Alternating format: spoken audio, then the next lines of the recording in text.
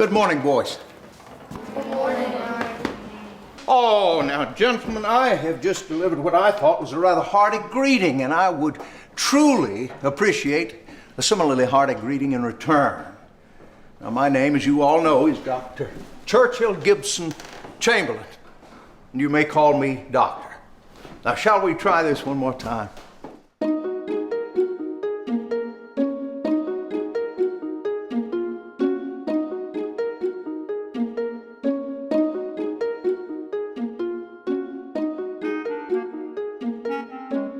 My father, he didn't ask me, he advised me that come the following school year I was going to be transferred to St. Christopher's. I thought my world had come to an end. It was the darkest day of my early childhood.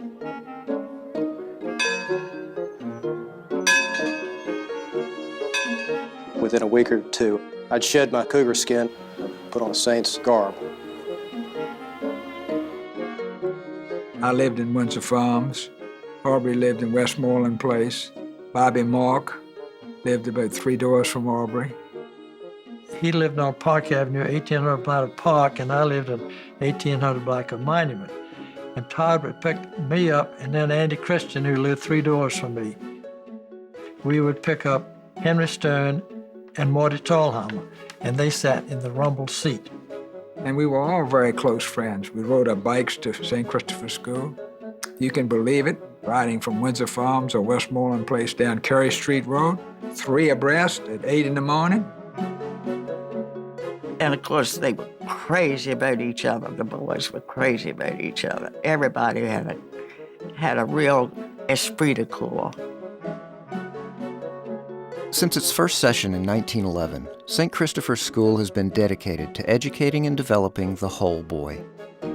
This single-sex environment allows the school to focus on the specific needs of boys. The boys also benefit from the school's partnership with its sister school, St. Catherine's.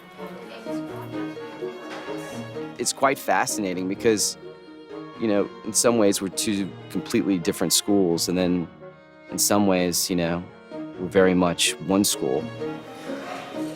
But then it's very nice at the end. You graduate here from St. Christopher's with all your guy friends, and I think that differentiation makes it a really fun place to teach and to work. They'll step on the line, they'll cross the line, but there's a certain beauty to dealing with boys. Even if they get upset about something or somebody, they get it out, they say what they're thinking. It may even be rather bold, but they get it out and it's over. We decided that on a count of 3, we would all take our hymn books and throw them up to the front of the room.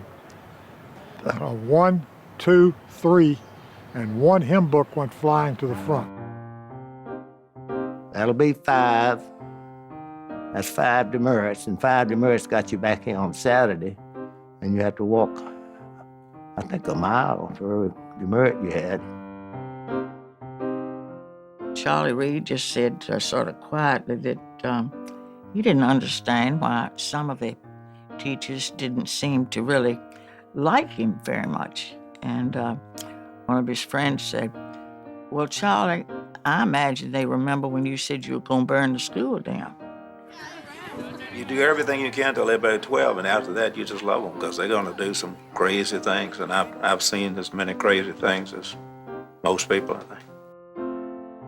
A lot of laughing and a lot of boys having fun. And that's what this place was just really all about, is letting your guard down and being able to talk intimately or laugh loudly or just do whatever you want to with your bud.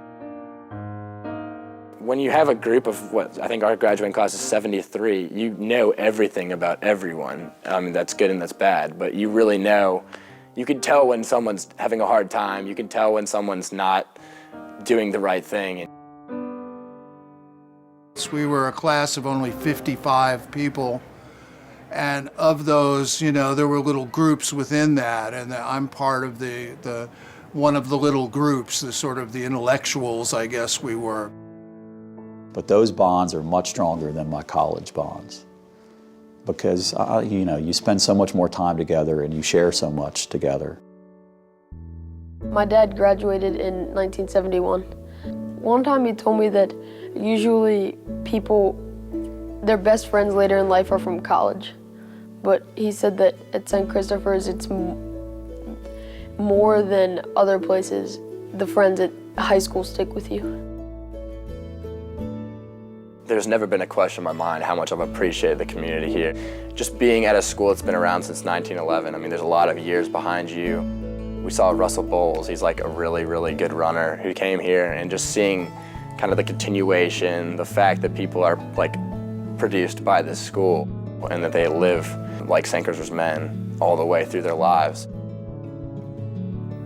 The 5 of us all turned 80 in or around 1997, and we had a wonderful party to celebrate 5 times 80, 400 years at St. Christopher's School in the Williams Dining Hall. I ate breakfast, lunch, and dinner here for forever. The dining hall was our community. My parents were friends with the teachers. I was friends with their kids, and you know, it was kind of a magical place to grow up. You know, there's people in New York, there's people in Texas, there's people in California, there's people right here in Virginia, and you know, I've been all those different places to see people that were alumni, so we're still a very close group. And you know, whenever there's some sort of event that brings us back all together, you know, it's like we haven't missed a beat.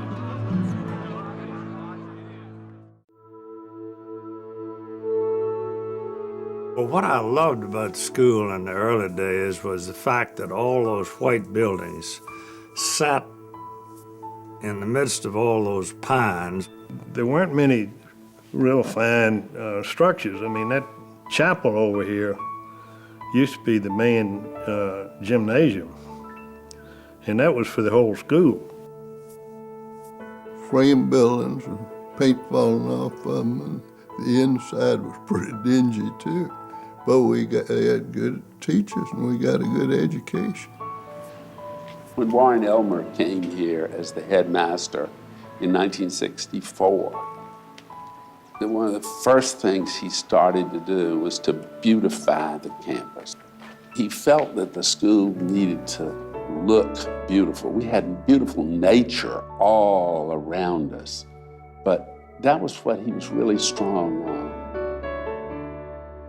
I know he would be really, really proud of the way the campus looks now.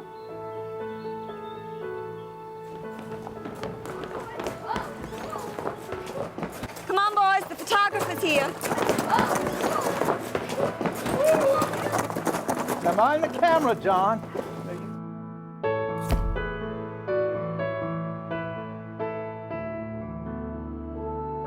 Probably passed by a plaque in Chamberlain Hall without really seeing it and reading it.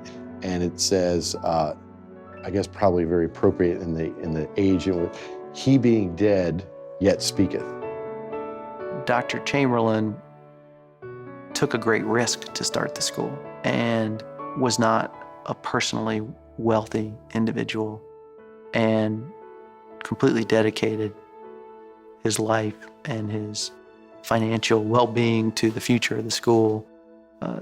That was a difficult thing to do, especially in the economically challenging period just after World War I. There really was no guarantee that anything would be successful at that time with the Reconstruction. And I love like the honor code and everything that he really stood for, like that he made and made sure was maintained. After only 2 years, the Chamberlain School was having financial difficulty. Daily operating expenses quickly exceeded income. Still a new bride, Mrs. Chamberlain grappled with the amount of energy required to educate and shelter boys. Dr. Chamberlain was torn between continuing his dream of a country day school in Richmond and accepting a new position in another school. Dear, the lumber yard has extended our credit for the month, but wages are due next week, and I've been through the books 3 times, and we cannot find the funds. I need your direction on this. The Lord will provide. Dear, the Lord has provided. A job at Sweetbriar.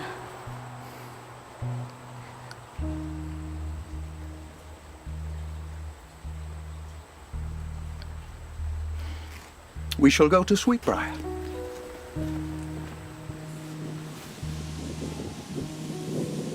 Word spread quickly that the doctor had accepted the position at Sweetbriar. In order to save the fledgling school and to keep him in Richmond, parents assumed the loans personally, just as the Chamberlains had done. Further financial support came when the Episcopal Diocese formed the Church Schools of the Diocese of Virginia Corporation. They saw promise in the Chamberlain School, and in 1920, St. Christopher's School was born. It was difficult for Dr. Chamberlain to step away from the sole proprietorship of the school, and yet I think if he had to make that decision to connect more officially with the Episcopal Church was probably the one direction he could go that would make him feel comfortable and confident.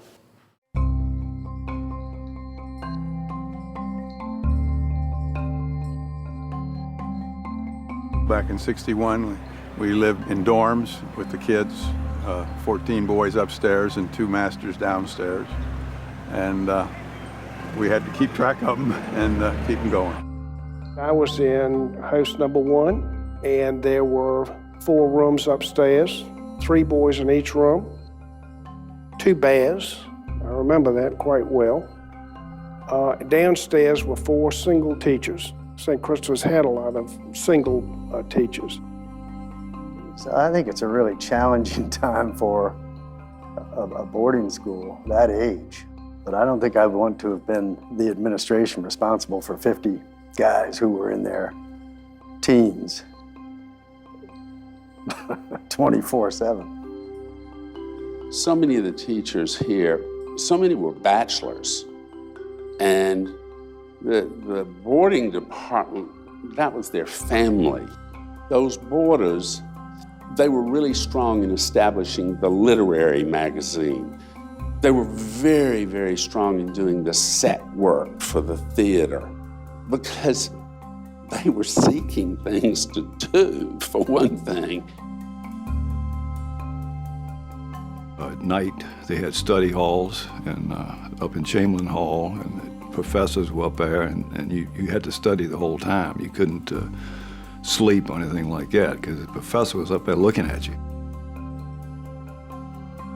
You spend a lot of time together and you become something of an extended family. And so I think you leave here feeling a great sense of personal loyalty to your classmates and your friends, but especially to the institution and to the teachers who made a big difference in your life, who were there when your wheels fell off, and who helped you put the car back together again. And you were also expected to work hard, but fellowship, teamwork were all a part of a picture. And you were taught to be a leader. You were supposed to be a leader. Putting the boys in positions of leadership, having them succeed and or fail in those positions of leadership, learning from it and doing it again. And I think Dr. Chamberlain knew that from the start. It's why the Honor Council is student-led, student-run. It's why those boys have a say in a big part of the school. It's why the Missionary Society, while headed by the chaplain, is run by the boys. It's why the Student Council, while headed by a faculty advisor, is run by the boys. They're in positions of leadership. You know what's right and what's wrong, and you learn that here. And I think that helps you navigate through life, because life throws you a lot of curveballs along the way. It's not just athletics, not just academics, it's as I mentioned, the whole boy. And I think that's what helps you get to that next place in life. When they leave, they will know, when they graduate, that they were loved, whether they wanted to receive it or not when it was being given, that was a huge part of our process in their education, was to love them unconditionally, but hold them accountable when they fall down and need accountability. And I just think that there aren't that many academic institutions that accomplish that, and I think we do it. Now, gentlemen, Each day during your tenure at the Chamberlain School, you will be presented with a blend of 3 major areas. Academics, of course. There will be a healthy portion of the arts, and all of you will be expected to participate in athletics. And then we have in 2 and 3, a la cafeteria and a la biblioteca, because those are feminine, okay? In part B, we had to think about, is there motion? One of the things I remember right from the time I came to visit St. Christopher's, and it stayed all the way through my career, was that the boys hardly ever stayed in their seats. I don't know if I can do this, or they would lean up like this. They were constantly like this. I'd say the rigor, especially for me in the English department, I think pretty much across the board, I felt that I was getting my butt kicked on a regular basis and either needed extra help or a tutor or had to phone a friend. I took 7 years of Latin at St. Christopher's because Dr. Chamberlain kept insisting I keep on taking Latin. I thought I ought to be able to speak it fluently after 7 years. I didn't find many people who spoke Latin. We used to have to write an essay that might be 150 words long, and I would count every word, every the, and but. We exercise the importance of each individual student. That is not just algebra class. There's so much more to algebra class than algebra, and that's true of all the classes. You know, math and science were always my deadly enemies. You know, at the time, I didn't look at it as rigorous. It was just, this is what you expected to do, and you did it. I suppose by other standards, it probably was rigorous, but I didn't know it at the time. Nobody's going to hand it to you here at St. Christopher's. You know, in the lower school, maybe a little bit. In the middle school, they start to pull away, and in the upper school, you know, you've got to do your thing. And but there's support along the way. You know, people need to realize that. I was always the kid at the front of the class that said, "Can you go over that one more time? Can I meet you after class?" And this school saw that and fed me and helped me be the person I am today. It was 1973, I was a sophomore. Doc Beckwith would ask me to stay after class. You know, he'd let me figure the problem out. And he'd pat me on the shoulder and he'd say, "See, Tommy, you're a smart boy, you can do this work." Yeah, but remember, it's an adjective. And that was the year that I really just kind of turned it. But that gave me confidence in the classroom. I want to talk for a second about this idea of the tragic. Bring in people, and we did. We brought in people who were specialists who could help teachers teach and help students learn and help parents know what their role is. You put all that together, you're going to have a much more successful student body than you would have had in the past. His name was Wilbur Wood. He did something very unusual. He taught rhetoric in the 5th form, starting with similes and metaphors and going on to synecdoche and metonymy. It was unbelievable. And it did me so much good as going forward as a writer. To see how sentences are actually put together. One of Dr. Chamberlain's early initiatives was for the boys to learn to stand on their own 2 feet and to communicate with confidence in public. He established the Literary Society and named its competing teams after 2 of Virginia's gifted leaders, Lee and Jackson.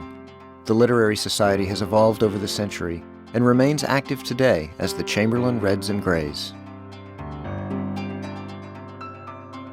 We would have debating meets, which somebody would read a story and then we would debate it back and forth. It was very active and very much a part of the school. It was a very big honor to be a leader of the Lee Jackson Society.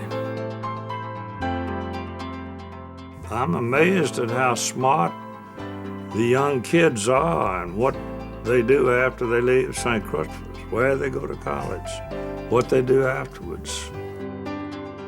I think anybody you talk to that went to school here, regardless of where they went next, whether it was an Ivy League education or wherever, this is where they did their hardest work, and this is where they learned how to learn.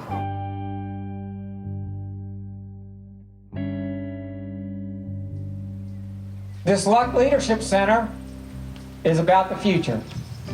This building will be ready for you. It'll be ready for your younger brothers. It'll be ready for your friends and for future saints. Many of the things that we will be focusing on in the second century are things that we've been focusing on since Dr. Chamberlain's day. But there are also some things that are increasingly important today. We need to help our boys become effective creative thinkers, creative problem solvers, to work collaboratively to solve difficult problems at a global level. We have to help them be comfortable with innovative technologies and to position them to understand what it will mean to be a leader in this future that is quickly changing around them.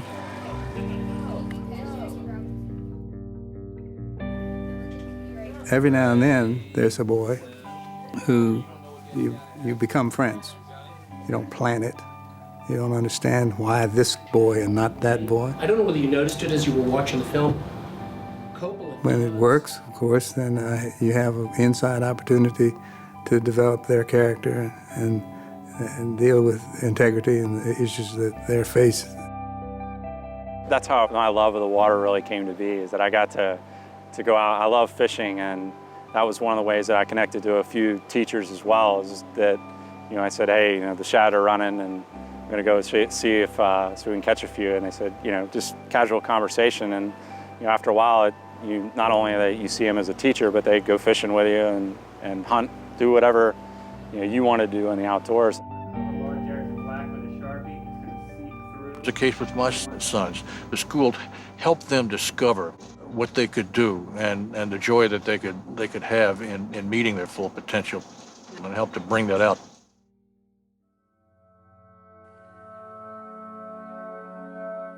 It was about 11:30, maybe 12 o'clock at night. Sometimes track meets go on and on and on. And I was still there, I was still competing. There weren't many people in the stands. And I remember looking over and seeing Jack Bowling sitting in the stands. I remember thinking to myself, here's a guy on a Friday night who I know has a lot of other things he could be doing, sitting there just to watch me down at a track meet. And so, I mean, that was a moment for me that I realized that this place is different.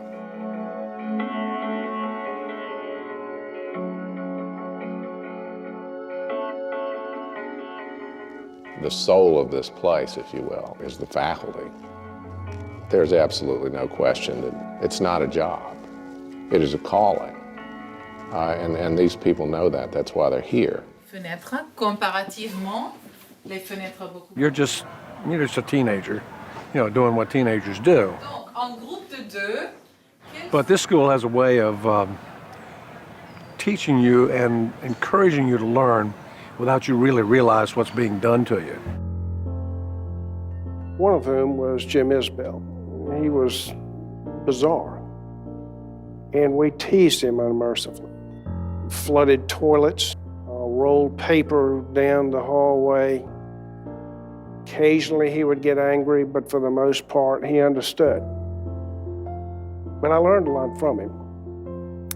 I wish I had the tolerance he had. I wish I could tell him that he meant a lot to me.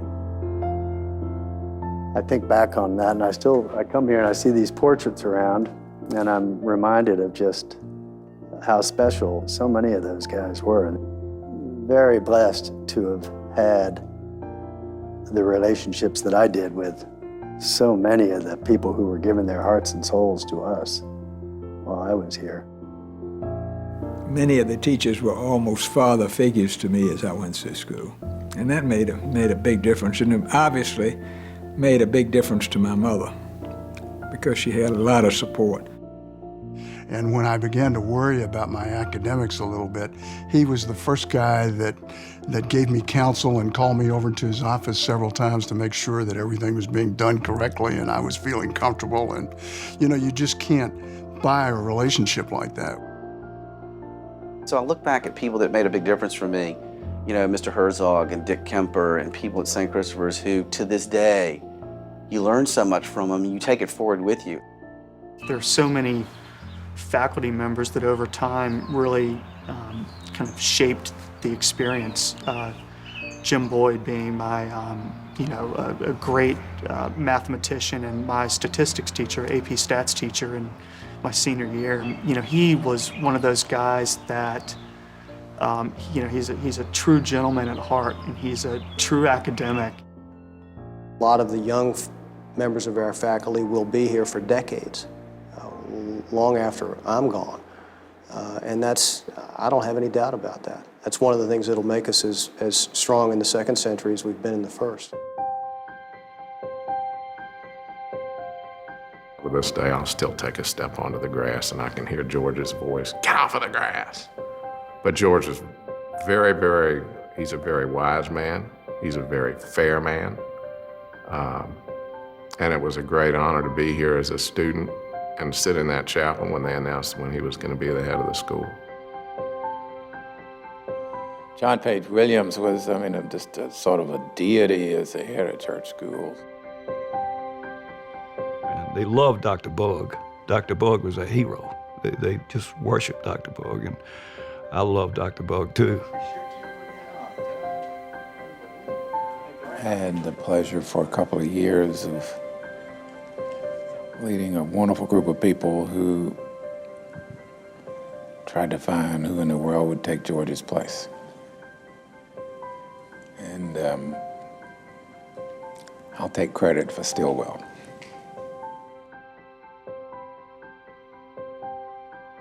It's a great honor to be the headmaster of St. Christopher's when it turns 100.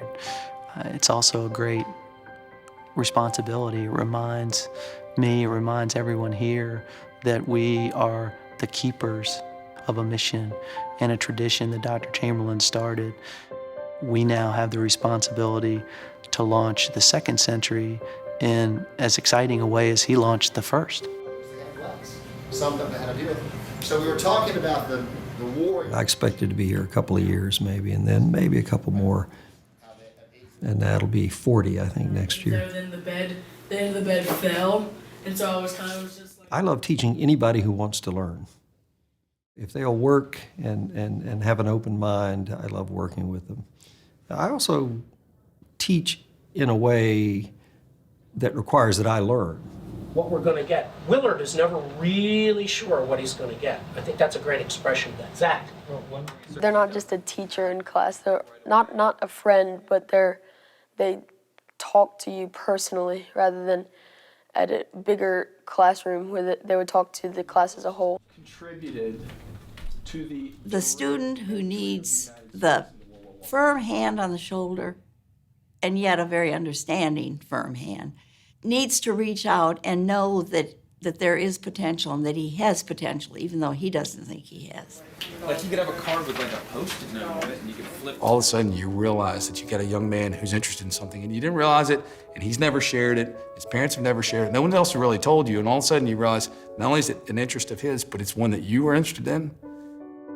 Wow, now we got something in common. Let's see if this leads to a better connection, and you hope maybe better success in the classroom.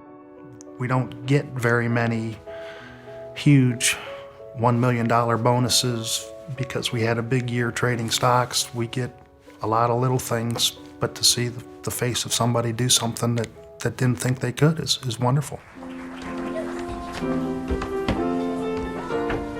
Dr. Chamberlain had really assembled an intellectual faculty, not just intellectual though, good sports and everything, the whole person. That's what really made the school from the very beginning. I loved athletics. I played soccer and lacrosse. I ran cross country. But I was also in every Gilbert and Sullivan production that the school had during my tenure here.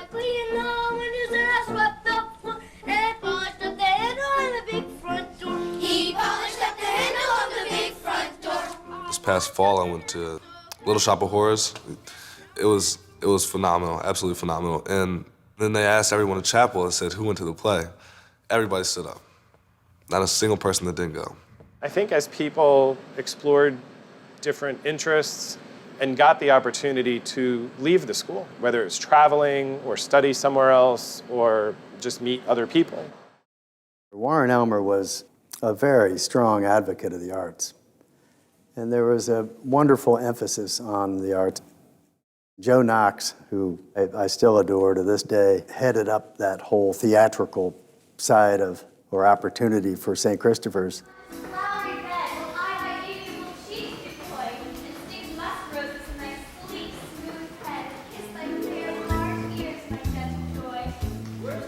When I was doing plays, when I first came, I had to do plays with boys playing girls' parts, except for that one play a year.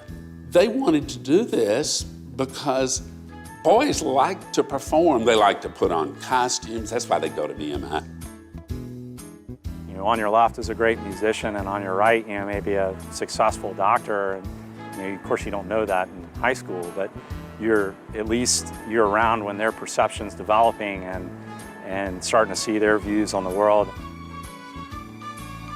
It was wonderful to have the boys in art classes, in music classes, in the woodworking classes, where they didn't have to worry about how they looked, what their image was.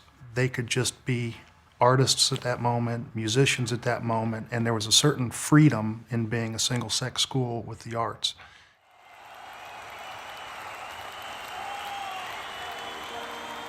Almighty God, we pray to Thee in behalf of those who will this day represent us on the athletic field.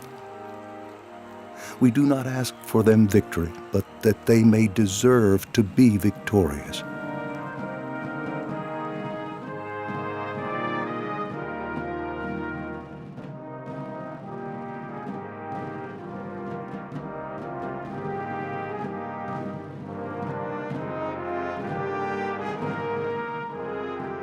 Mr. Blackwell, the Latin teacher, was the coach, so-called.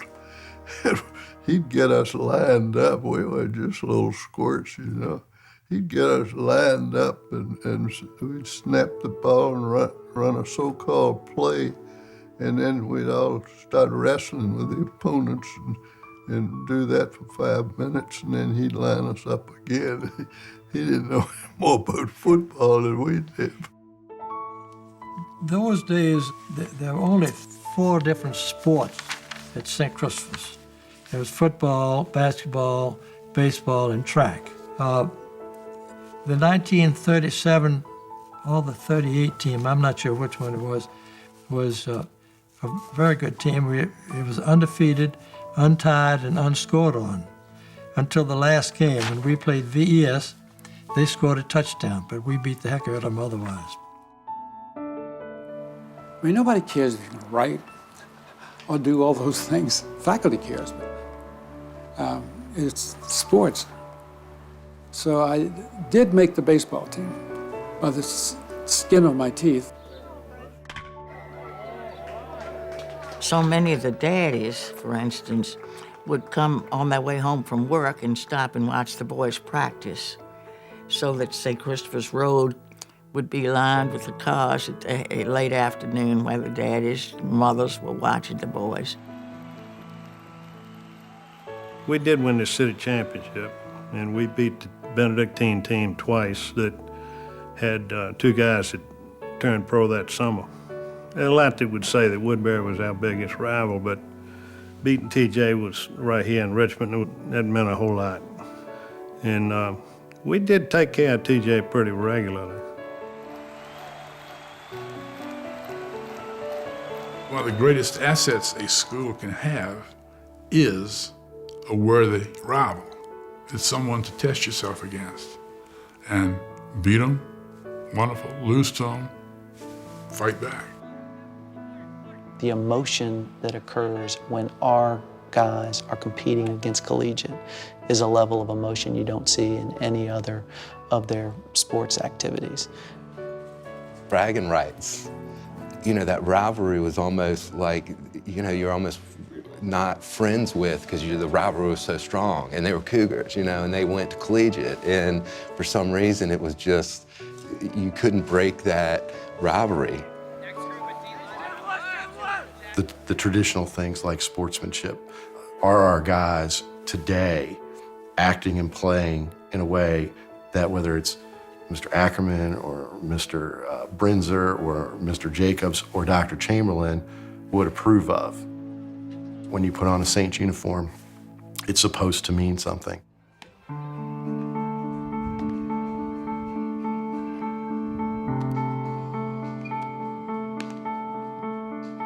My dad went to St. Chris back in the 20s. Before my dad proposed to my mother, he had to come down to St. Chris and get the blessing of his coach, Hugh Brenneman.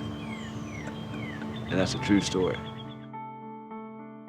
We had a coach by the name of P.D. Jacobs who coached basketball and baseball, but that's not really what he coached. What he coached was the growth of a young 15, 16-year-old person into a respected senior.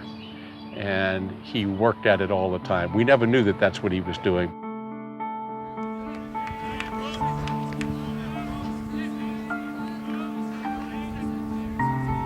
We were playing someone, and there was a ball hit, I believe, to center field, and the player kind of had a dive for the ball, and there was some question as to whether he caught the ball or not.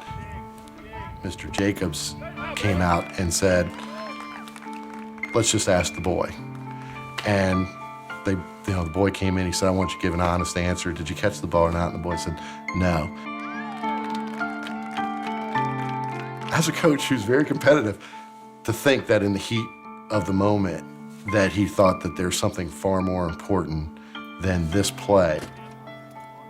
That's the folklore that you take as a coach and say, "Gosh, I got to live up to that. How do I do that?" You're more than just a teacher or a coach, or you try to be a mentor, and you interact with them and you do a lot of things. And I think that community that is what really binds the school so well.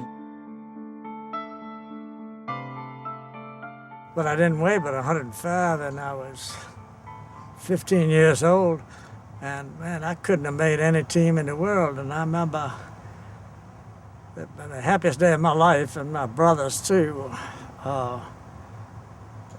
when Dad came down the steps one morning and said, "We're going to take you all to St. Christopher."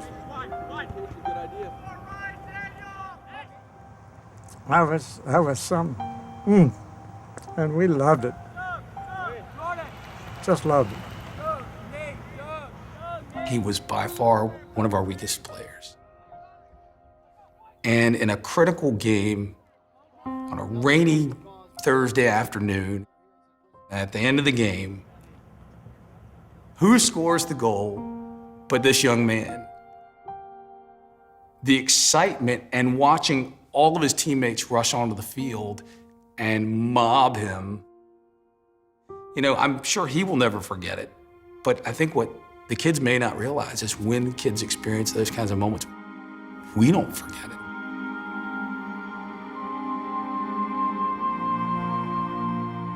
Now, gentlemen, something I would like for you always to remember.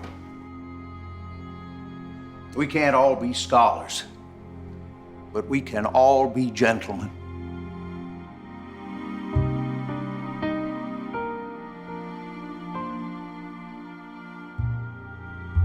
The school encouraged me, and I hope my parents did too, that being a gentleman isn't just, speaking the King's English and eating with a knife and fork, but it's how you treat other people.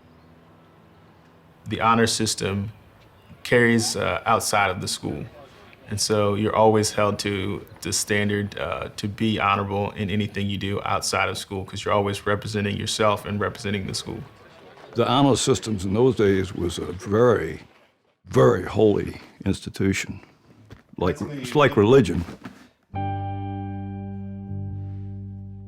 I think it was just the overall way they conducted themselves day to day, and that honor wasn't something that was pulled in and pulled out. And I would say every single member of the faculty exhibited it almost at all times. I hope I can recite the honor code. On my honor as a gentleman, I have neither given nor received help on this paper. On my honor as a gentleman, I have neither given nor received any help on this paper. On my honor as a gentleman, I pledge that I have neither given nor received any help on this test. On my honor as a gentleman, I've neither given nor received any aid on this work. On my honor as a gentleman, I have neither given nor received any help on this paper, nor am I aware of any breach of the honor code.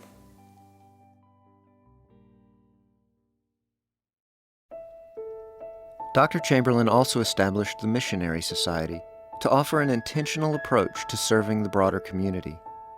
Today, the Missionary Society plays a critical role in inspiring the boys to make a difference in the world around them. When I was there, we had to have 40 hours of community service, and that was really my first exposure to giving back to the community. Everything at that point in my life had been so structured. You're going to school, you're playing sports. This really gave you a chance to see something else in the community and what it feels like to give back. My mini-mester, I actually went down to New Orleans for a week, and we gutted houses for 5 days. And I saw probably the most destruction I've ever seen in one place in my life. St. Chris puts such an emphasis on community service that, you don't really even think twice about, why am I doing this? But then, you look back on it and you're like, I'm doing it obviously because, I want to help out. A group of our students learned that the village was suffering from a significant drought and that many of the villagers would not survive through this dry season. And so they went around the Richmond community raising funds to send over in relief to the village. Later that same year in the fall, the priest from the local church in the village came to visit at St. Christopher's, and he brought with him this amazing rope.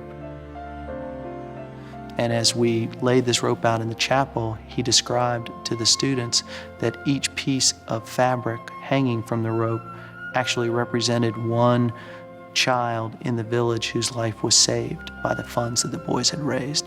And I'm not sure I've ever seen our students seem more proud as a group in this space than they were that day.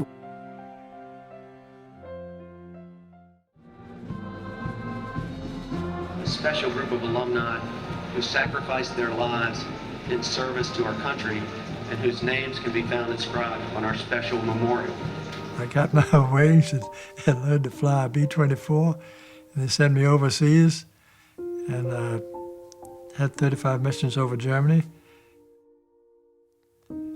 We got hit by anti-aircraft and lost 2 engines on one side.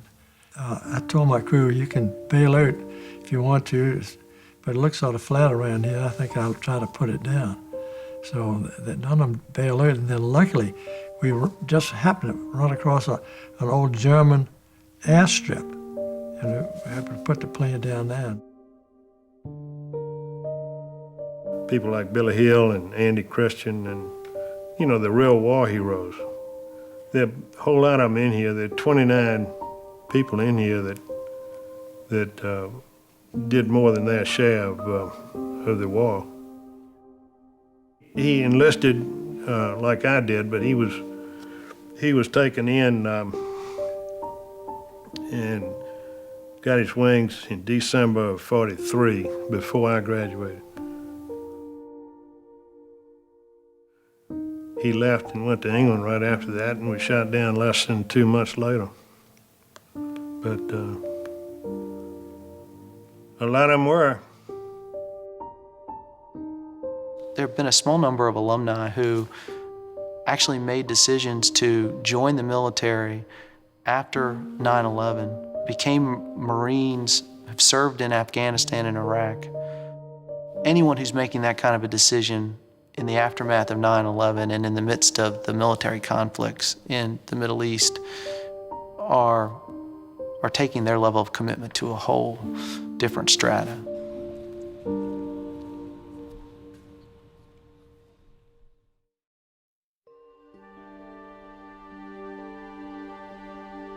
O fate most dark.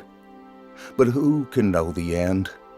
Until the sun has passed the utmost bounds from east to west and sunk below the edge, the day's not done. Then, while 1 hour is mine, I'll work with zest. At sunset glad, if but my task's begun, another will be found to do the rest.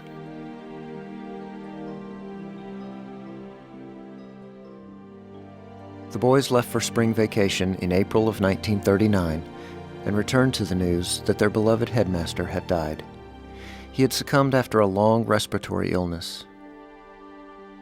Dr. Chamberlain's absence left an emptiness on campus, and yet the presence of his spirit filled the corridors. Today, his commitment to developing the whole boy in mind, body, and spirit remains.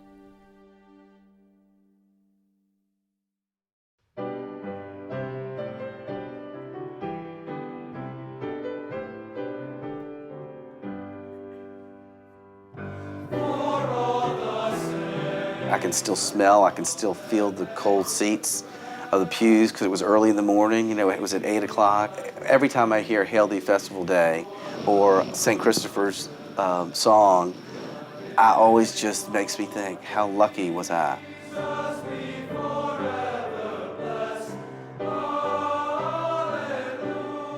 My dad was married in that chapel. I was married in that chapel just a couple of years ago. And that's just a really special place. It doesn't make any difference what your religion is. I mean, I'm sure we've got them pretty well covered out here at St. Christopher's. But I think that chapel is a wonderful way to start the day. We can be made beautiful too. It's a time for reflection. It's a time to think about something beyond yourself, which for boys, for any teenagers, is hugely important. That 15 to 20 minutes at the beginning of the day where somebody is saying, let's step back from all these things that you think are important and put this in a much larger context.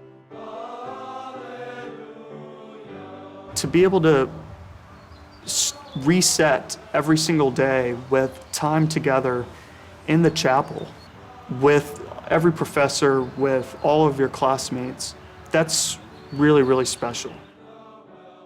It's the only time during the day where we're all together as a community.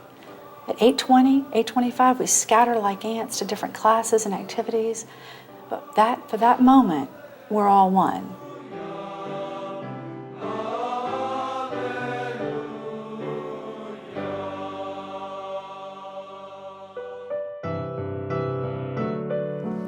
I found out later in life that the whole world's not like St. Christopher.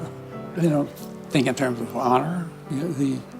I found out later, I didn't know then, the honor system is a very unusual thing. There's no honor code in the real world, I guess you could say. But at the same time, it's kind of an understanding that I feel like I'll have, even if other people, don't feel it as strongly as I do. The environment may change, the people may change, but that part will always stay with me.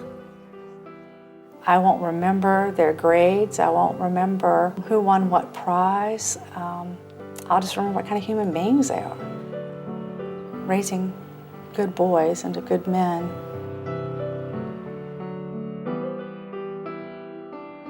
But there were just so many things that came together to help us all get out in the world and make our mark, and St. Christopher's is such a part of that. That I learned things here about life, not just about the academics, but about life. The experiences that I had have held me in good stead all my life. Yet here, those lucky guys that get to go here carry that thing out of here with them without even knowing they've got it. And it's a fabulous, precious gift. It's a tribute to a lot of people, but if you look at this school today, I mean, nothing ever stays the same, but if you look around you here today, at the end of 100 years, I mean, it's sitting pretty, it looks to me like it. Ideas that Dr. Chamberlain had 100 years ago are still valid today. the core issues of honor, integrity, scholarship are not going away. And I hope and I'm confident that we will stay true to those ideals.